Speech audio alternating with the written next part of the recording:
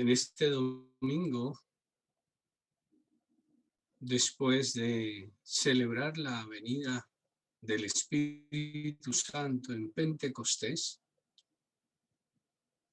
se celebra la fiesta, la solemnidad de la Trinidad, de la Santísima Trinidad.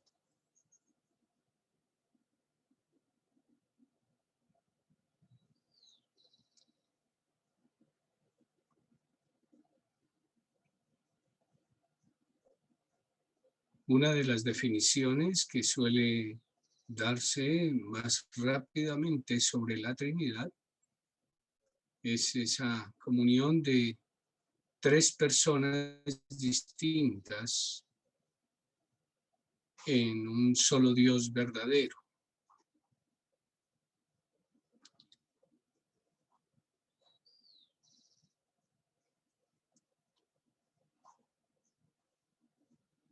Algo que debemos saber todos es que la palabra persona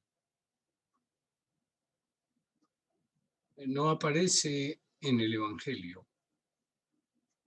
En el Nuevo Testamento, ese modo de llamar no aparece. De tal modo que, como lo expresamos hoy día, naturaleza, tres personas de naturaleza divina, no es original de las palabras del Evangelio, no aparece. Y sin embargo, los cristianos desde el inicio conocieron la experiencia de la Trinidad.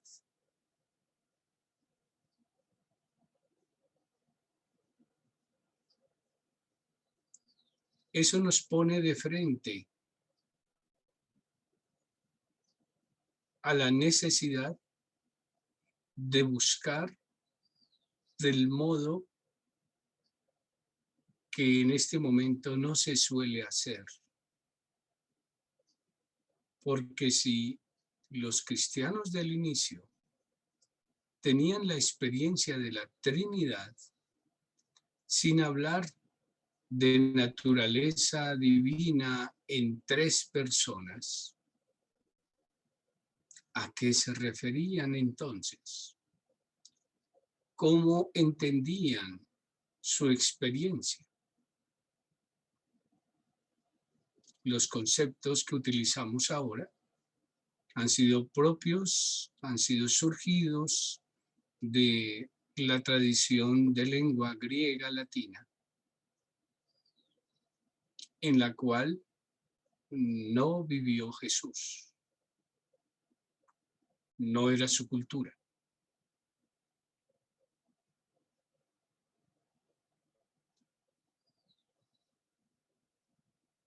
Y entonces, por eso además queda hablar de la Trinidad como hablar de un misterio divino. El problema nuevo que tenemos también es que hoy día hablar de misterio se confunde con misterioso. Misterio como algo misterioso. Y como es misterioso, es oscuro, es incomprensible. No pareciera que pudiéramos acercarnos a él porque es misterioso e incomprensible. Pero eso es lo que hoy día se ve. Misterio se refiere a algo muy distinto. Es algo que está tan claro, es tan evidente que no hay explicación.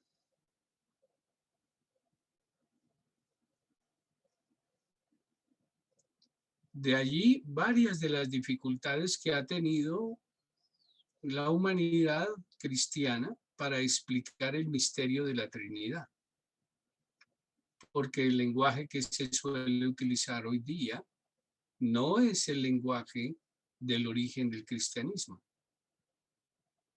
Y entonces tratamos de hacer componendas para ver cómo explicamos ese misterio misterioso de la Trinidad de personas de naturaleza divina. Expresiones, repito, ajenas al Evangelio.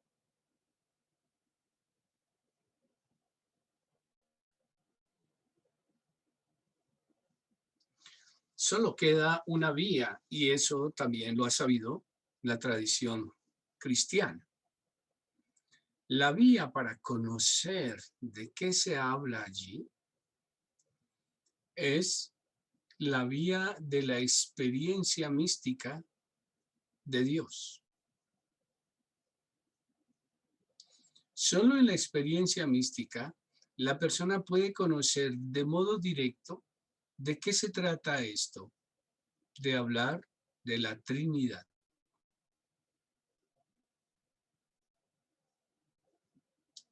Sumergirse en el misterio de la Trinidad.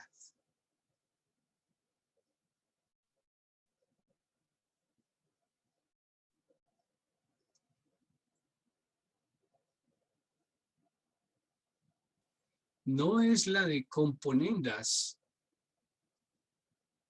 por ideas, por formas de expresión, por tratar de acomodar unas palabras para tratar de hacerle entender a los demás de qué se trata. La manera justa para que conozcamos sobre la Trinidad es sumergiéndonos en la Trinidad. ¿Y eso cómo se da? A través de la experiencia mística. No existe otra manera real de conocimiento. La única alternativa siempre es la contemplación infusa que Dios pone en algunas almas. Pero eso es asunto que Dios mismo decide en quién lo pone. Permite que la persona conozca interiormente de un modo que la persona misma no sabe cómo fue que lo comprendió. Es una experiencia infusa, o sea, infundida por Dios en el alma.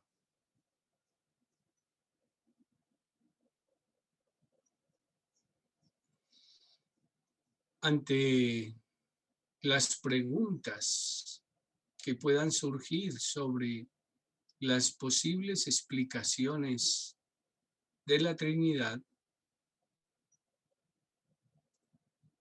el silencio contemplativo es la mejor respuesta para adentrarse, porque todo lo demás resulta pesado de modo lingüístico. Que el Padre tiene al Hijo en la eternidad y esa unión entre el Padre y el Hijo es el Espíritu. Suena claro, pero si está en la eternidad no podría haber movimiento. ¿Cómo fue ese nacer del Hijo en el Padre?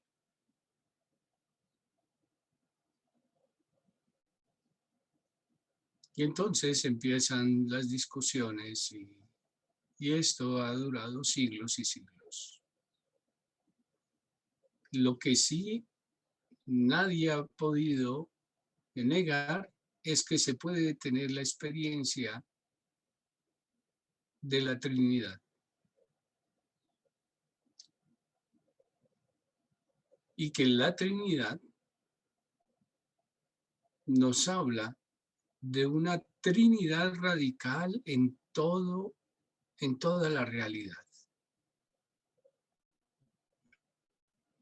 El Padre, el Hijo y el Espíritu es una trinidad en Dios. El ser humano es cuerpo, alma y espíritu, que es una trinidad del ser humano.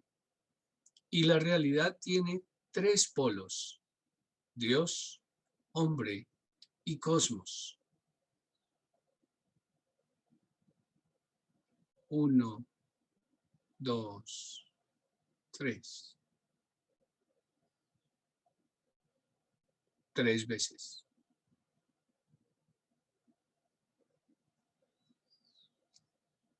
Pensar en eso es realmente complicar la cabeza en asuntos en los cuales la cabeza nunca va a tener la respuesta final.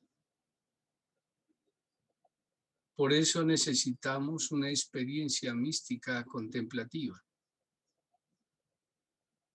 que permite conocer de un modo que sobrepasa el conocer, el entendimiento normal, intelectual de los seres humanos. Es una iluminación que Dios da al alma. Es una experiencia que ya me han oído nombrar, que en hebreo es Ruach HaKodesh, el Santo Espíritu que ilumina al ser humano, mostrándole el rostro de Dios, es decir, cómo es Dios interiormente.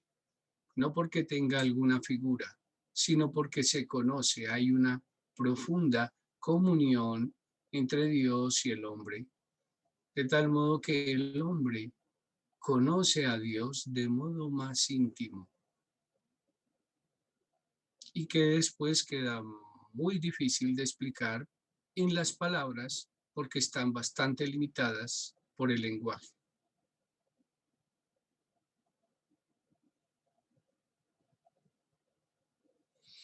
Es necesario, entonces, siempre apuntar más que al interés de explicar verbalmente de qué se trata esta realidad de fe nuestra, que es la Trinidad, más que buscar palabras, es descubrir esa experiencia, por un lado, de la Trinidad divina y por otro lado, de la Trinidad de la realidad, en donde yo me descubro parte de la realidad que es Dios, hombre y cosmos, en una profunda interindependencia. Dios, hombre y cosmos unidos. Eso me permite aproximarme más a una comprensión de la Trinidad. Por eso, ahora que vamos a sentarnos a hacer nuestra meditación en silencio, no intentemos darle vueltas a las ideas que tengamos sobre estos conceptos que intentan enseñar, acercarse a la explicación de la Trinidad.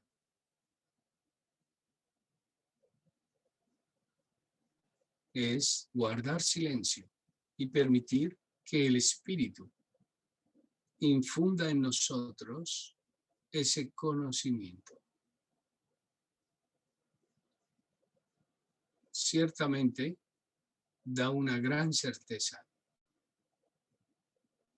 pero siempre se experimenta la limitación del lenguaje, que está además limitado por las culturas.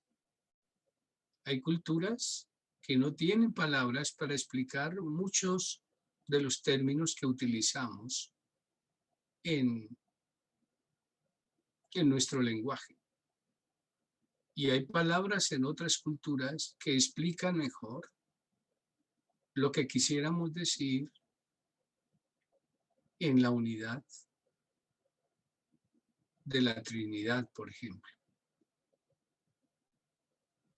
No tenemos palabras para explicar eso, pero otras tradiciones sí tienen palabras para eso. Entonces, es un esfuerzo casi fallido irnos por las palabras. Lo que sí no falla es la experiencia de la Trinidad